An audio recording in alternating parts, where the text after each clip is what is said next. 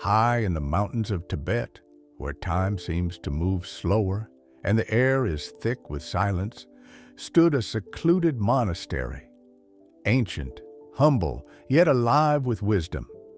Inside lived a monk named Tenzin, known not for his words but for his stillness. They said his presence was like sitting beside a still lake. Everything in you just calmed down. One day, a traveler named Liam arrived. He looked exhausted, not from walking, but from carrying something invisible. Anxiety, confusion, restlessness.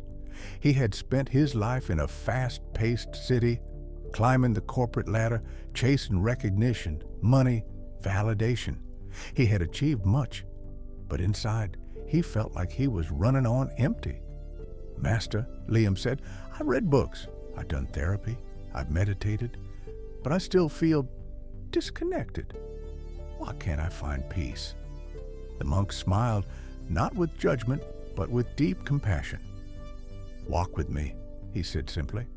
They walked in silence, no questions, no phones, just the crunch of footsteps on earth.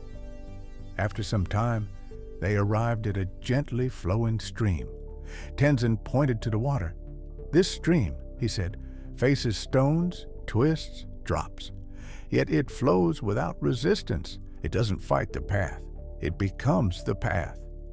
Peace," he continued, "is not found by forcing calm. It comes when we stop resisting what is." Liam watched the stream. Yeah, it was simple, but suddenly profound.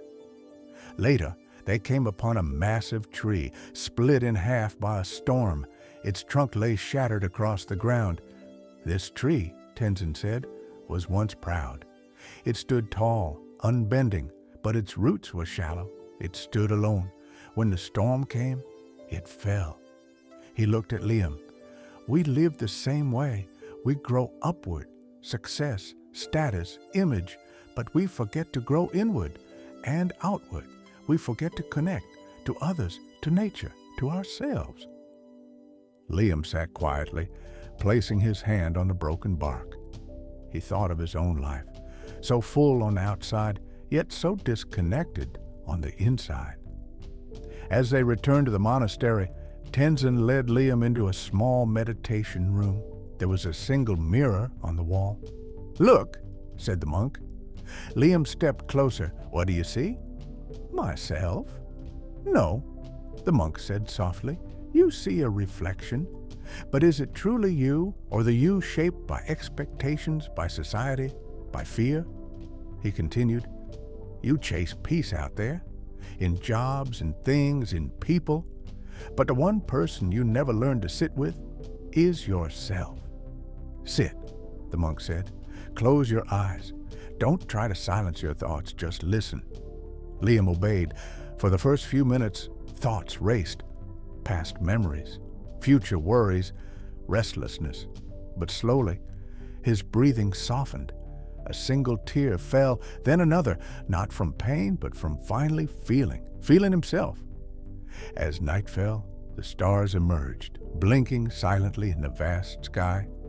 They sat on a hilltop. No words, just presence. After a long silence, Liam finally spoke. "I always thought peace was something to find, but now I think it's something I forgot I already had." The monk nodded gently. "Peace isn't a destination.